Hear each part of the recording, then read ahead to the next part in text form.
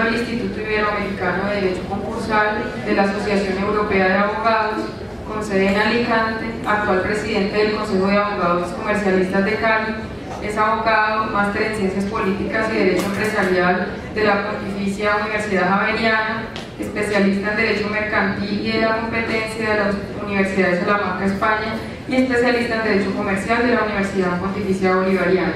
El profesor Nelson Roa nos hablará del paradigma de la desestimación de la personería jurídica de las sociedades por acciones simplificadas. Bienvenido, profesor. Quiero expresar mi profundo agradecimiento por esta invitación. Considero un verdadero honor y un placer estar aquí en estas primeras jornadas de Derecho Privado.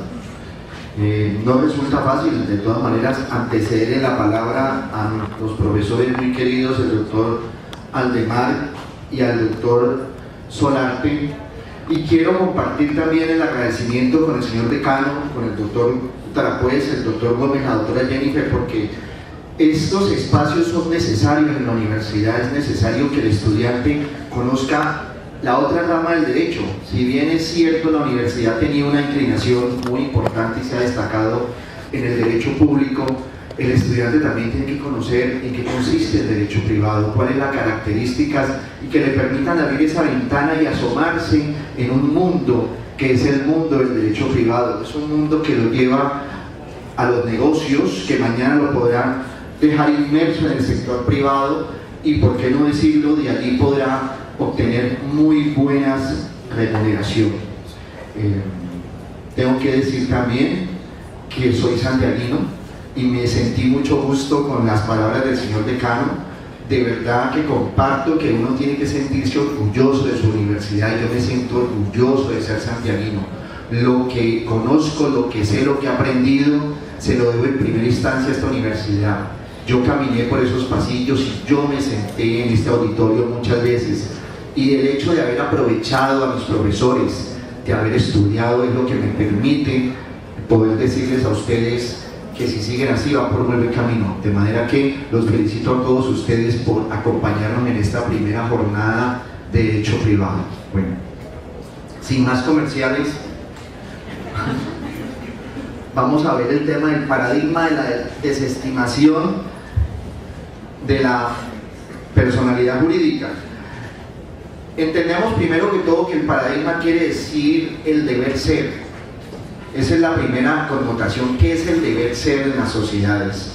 ¿Qué es el deber ser de la personalidad jurídica en las sociedades? Entonces, hecha ya esa aclaración, vamos a mirar dos puntos que nos parecen a nosotros fundamentales, como son cuáles los primeros antecedentes que tenemos de una desestigmatización de la persona jurídica. Eso no quiere decir otra cosa que es el levantamiento del velo corporativo. ¿Qué quiere decir el levantar el velo corporativo? Pues es muy sencillo. Las sociedades en nuestro derecho occidental se dividen en sociedades anónimas, que son sociedades de capitales, y sociedades de personas, que son las sociedades limitadas, la limitada y sus asimiladas. Entonces tenemos dos grandes núcleos de sociedades, y tenemos, como lo estamos hablando en esta jornada de Derecho Privado, que hablar de la sociedad SAS, que es una sociedad híbrida, como muy bien lo explicó el doctor Francisco Reyes Villamizar. El modelo SAS es un modelo híbrido. ¿Qué significa híbrido? Que trae lo mejor de la anónima con algo muy importante, con aspectos muy importantes de una sociedad de personas como es la limitada, y esa mistura fue lo que le permitió a él presentar un proyecto de ley SAS, que ha sido, pues, hace 10 años era novedosísimo. Nadie creía que tuviera el éxito que hoy tiene, y que se vendiera la idea de una sociedad SAS totalmente permeado en el derecho societario, y que nos permite enriquecer ese abanico de sociedades que tenemos nosotros hoy por hoy. Entonces, en las sociedades de capitales hay un escudo que no permite visualizar quién es el dueño de la sociedad. Ese escudo, de alguna manera, pensamos que era un escudo impenetrable. ¿Qué es lo que sucede? esa desestimación de la personalidad jurídica es lo que lo vuelve permeable, lo que lo vuelve transparente, lo que permite que se levante ese velo y que se pueda saber quiénes son los verdaderos dueños de una sociedad de capitales, llámese anónima, llámese comandita por acciones o la ley SAT de la que estamos casi que obligados a hablar en esta charla. Por otro lado tenemos las sociedades limitadas y la sociedad limitada y sus asimiladas, y esas sociedades limitadas también tienen un escudo, pero es un escudo transparente. ¿Por qué es transparente? Porque cualquier persona va a la Cámara de Comercio, pide un certificado y sabe quién es el dueño. No solamente quién es el representante legal, sino quién es el dueño. Entonces esa transparencia ubica a la sociedad limitada y a sus asimiladas como una sociedad de personas. La sociedad de capitales, como el caso de la anónima, para que hablemos un mismo idioma, es una sociedad que tiene ese escudo y que es el escudo que lo caracteriza. Ahora, no se trata de ser un modelo de sociedad encapuchada. Alguien podría entender de que ese tipo de sociedades se hace y se configura para poder engañar, para poder hacer cosas indebidas. No, los modelos de sociedades anónimas es apostar en un emprendimiento sin querer mostrarse, sin querer que las personas se den cuenta quiénes son los accionistas, quiénes son los que colocan el dinero, quiénes son los dueños definitivamente del aviso. Entonces, levantar ese escudo en las sociedades de capitales es lo que se conoce como la desestimación de la personalidad jurídica, es lo que se conoce como levantar o correr el velo corporativo para poder mirar, descubrir y saber quiénes son los que están detrás de la sociedad, quiénes son los dueños. Los dueños son efectivamente los accionistas. Existen unos antecedentes de levantamiento de ese velo corporativo que los encontramos en el Estatuto Anticorrupción, pero de una manera muy tenue, igualmente en el Código de Comercio y de igual manera podemos decirlo que en el Código Penal, cuando en una investigación penal se considera que definitivamente se tiene que conocer quiénes son los accionistas, y pasó en el caso de Interbolsa y pasó en otros casos como las investigaciones al Fondo Premium, como pasó en el DMG, en donde evidentemente la justicia penal, la justicia represiva logró determinar quiénes eran los verdaderos dueños, pero eso va por cuenta pues de un proceso judicial de por medio.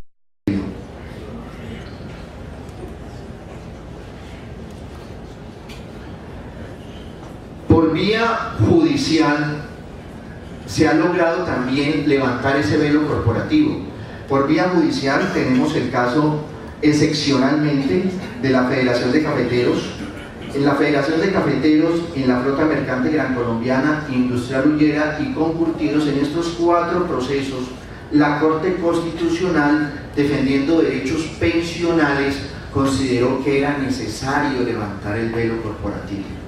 Consideró que era fundamental poder determinar quiénes eran los dueños y, aparte de esa determinación, levantar unos cargos, unos señalamientos de responsabilidad, obligando en estos 4 casos a que los accionistas tuvieran que responder por mesadas pensionales, por obligaciones y acreencias de orden laboral. Entonces, ¿qué fue lo que consideró la Corte Constitucional en su momento para poder levantar excepcionalmente este velo corporativo? Consideró que era fundamental privilegiar la pensión. Ustedes saben que los derechos pensionales no prescriben. Entonces, una persona que tiene un hueco, un vacío en su historia laboral, pues difícilmente puede pensionarse. Entonces, cuando son empresas como por ejemplo el caso de Concurtidos, que es un caso muy sonoro, o el caso de la Flota Mercante Gran Colombiana, en donde los pensionados encontraron de que esta entidad pues ya estaba en liquidación, pues las expectativas de poder pensionarse pues eran muy remotas. Entonces, ya judicialmente la Corte Constitucional, en sede de instancia, consideró que era totalmente viable descorrer ese velo corporativo, saber quiénes estaban detrás de la sociedad y obligarlos a que respondieran por esas mesadas pensionales. Ahora, también se se levanta ese velo corporativo por la norma laboral del artículo 36. Esto lo tiene que ver es básicamente con la sociedad limitada.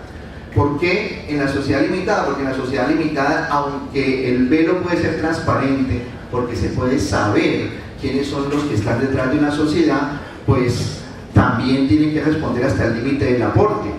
Entonces aquí una norma que nosotros pensábamos que estaba en desuso, el artículo 36 del Código Laboral, que aplicaba para las sociedades colectivas, en una sentencia del doctor Hugo Suescún dijo que para las sociedades limitadas había que aplicar la misma norma de las colectivas, porque tanto la colectiva era una sociedad de personas y la limitada estaba llamada entonces a ser una asimilada de las sociedades de personas. Entonces le dio el mismo manejo, el mismo tratamiento a la sociedad colectiva que a la sociedad limitada. Entonces, los que pensábamos que definitivamente sociedades colectivas ya no había y que no había ninguna responsabilidad si uno no tenía una colectiva, pues se encontraron con una gran sorpresa, y es que en la sociedad limitada, por obligaciones laborales, tienen que responder los socios. Entonces, desde esa sentencia de la Corte Suprema del profesor Hugo Suescún, se determinó, y eso ya ha hecho carrera, ya llevamos 20 años, en donde los jueces, por decirlo así, corretean a los socios en una limitada para que puedan responder por obligaciones laborales. Y en el estatuto tributario, pues ya la DIAN ha hecho una gran cantidad de conceptos en donde está considerando y considera de que en las obligaciones de orden fiscal, en temas impositivos, la sociedad limitada está llamada a responder. Entonces, ya la sociedad limitada pues tiene unos problemas muy graves, tiene que responder por obligaciones laborales impagas y tiene que responder por obligaciones fiscales. Y excepcionalmente, como lo he explicado, en el tema de las sociedades anónimas, en estos 4 casos que fueron muy sonoros. Ahora, la sociedad SAS, y eso me permite abrir este paréntesis, la sociedad SAS desde sus primeros 3 artículos señala que los accionistas no responderán por las obligaciones de la sociedad. Y esa brecha que se abre es una brecha muy lógica. Quien tiene un negocio a través de una sociedad SAS, lo que quiere con la constitución de la SAS es precisamente separar su patrimonio, que si a la sociedad le va mal, pues sea la sociedad la que tenga que responder. Pero si uno tiene que estar en la sociedad y cuando la sociedad le vaya mal, me van a perseguir a mí con lo poco o nada que yo haya conseguido, pues entonces pues es un sacrificio que muy pocos apostarían a hacer. La idea del emprendimiento a través de una SAS es que se pueda tener un modelo a través del cual podamos formalizar un emprendimiento, pero que ese modelo sea lo suficientemente exitoso. Pero si no lo es lo suficientemente exitoso y llegué a un estado deficitario dentro de un juego normal, sin incurrir en maniobras engañosas, sin incurrir en trampa frente a la ley, sin engañar a los acreedores, pues yo tengo todo el derecho a que las obligaciones queden en la sociedad y no se me persiga en mi bolsillo, no se me persiga en mi patrimonio personal. Esa es la idea del velo corporativo. En el contrato social es a través del cual se constituye la sociedad, y para tener un contrato social pues se necesita tener un ánimo societatis, el ánimo de hacer negocios. Pero con la SAS, pues ese ánimo no es necesario, porque una sola persona constituye la SAS. Es que de alguna manera la SAS lo que hizo fue simplificar los trámites de constitución, simplificar los trámites de manejo, de su ejercicio.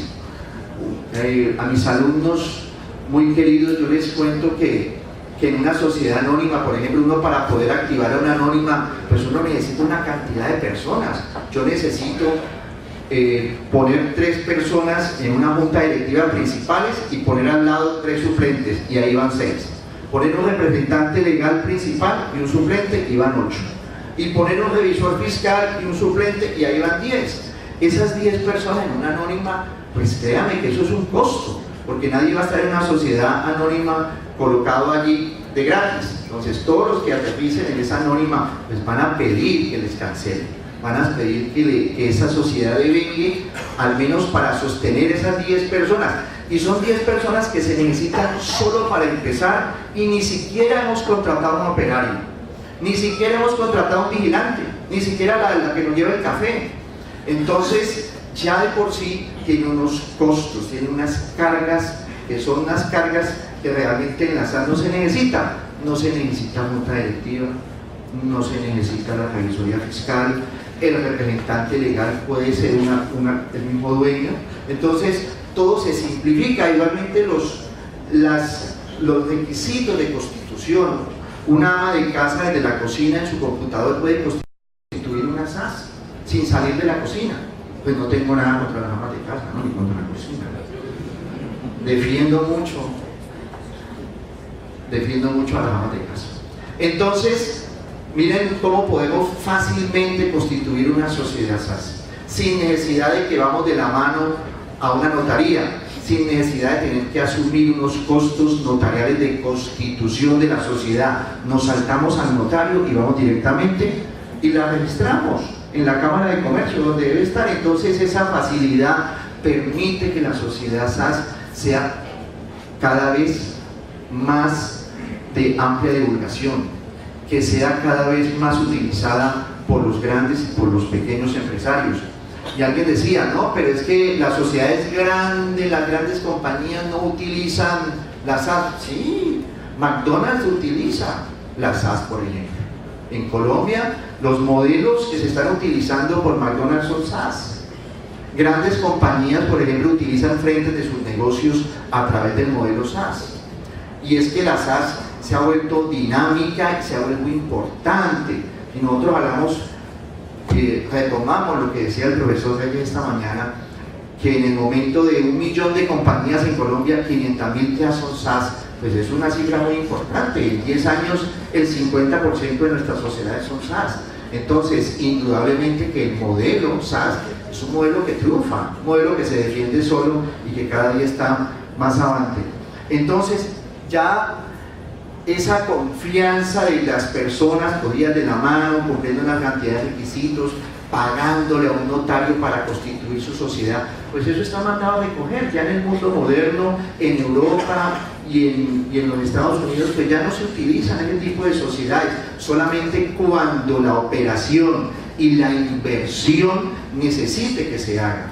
Porque la sociedad SAS, por ejemplo, no puede cotizar en bolsa, porque es una sociedad tan fácil de constituir como tan fácil de disolver, que no puede cotizar en bolsa. Entonces, para cotizar en bolsa necesita unos requerimientos especiales, necesita someterse a una reglamentación especial. Entonces, ahí solamente puede aspirar una sociedad de gran envergadura, una sociedad que esté en un traje, digamos, en una armadura, y no una SAS que está en una sudadera.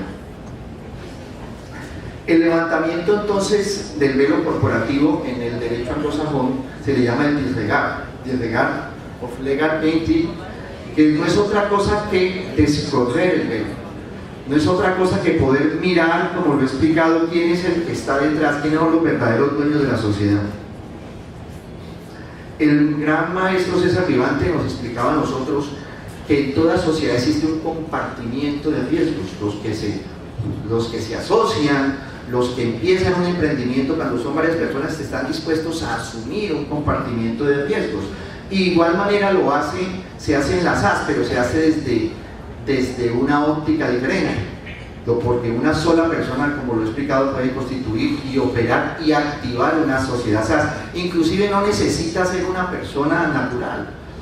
Una persona natural, por ejemplo, o varias personas, lo que pueden hacer es constituir una fiducia y a través de esa fiducia convertirla en dueña de una sociedad SAS. Es totalmente viable y totalmente legal. Esa era una ficción, pues, que nosotros no conocíamos. Y como lo explicaba, en las sociedades anónimas siempre existía una rivalidad con las sociedades de personas. Las sociedades anónimas, hasta el año 86, vivían en un total duelo, porque la sociedad anónima tributaba más que la sociedad limitada. Pero después de la ley 75 del 86, ¿qué dijo la autoridad fiscal del momento? Dijo, no, a partir de la fecha tributan igual. Antes de la ley 75 del 86, la limitada tributaba alrededor de un 18% y un 36% limitaba a la anónima. Entonces, en ese momento, pues sí era un factor de decisión, porque si ahí me van a poder pagar más impuestos y nosotros de por sí tenemos algo que nos huye a pagar impuestos, o sea, cuando nos hablan de impuestos salimos corriendo, entonces pues definitivamente la idea en su momento de la sociedad limitada pues se vendía más, y hoy en día todavía queda en la conciencia de algunas personas de cierta edad, tengo que decirlo, que es más fácil constituir y más económico constituir una limitada que una sociedad anónima, cuando realmente por tarifa de la DIAN pues ya son totalmente iguales.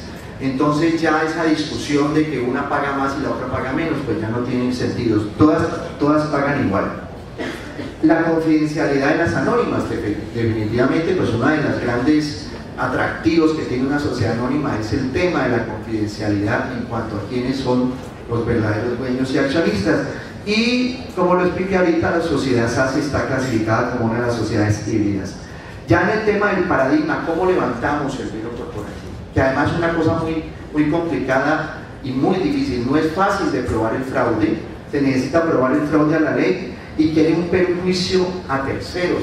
Y ese perjuicio a terceros pues es una cosa muy complicada, porque si probamos que existió fraude a la ley, pues es una cosa que de por sí probar la mala fe nunca ha sido fácil en nuestro ordenamiento jurídico.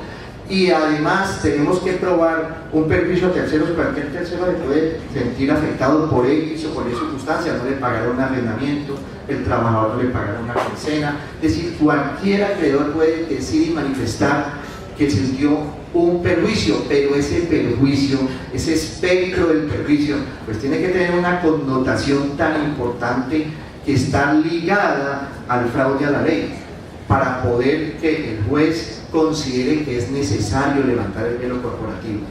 A pesar de que el profesor Reyes diga que el artículo 42, que habla de la desestimación de la personalidad jurídica, es un elemento que la robustece y la protege, la verdad procesal es que en 10 años, de 49 procesos de desestimación de la personalidad jurídica, solo ha prosperado uno.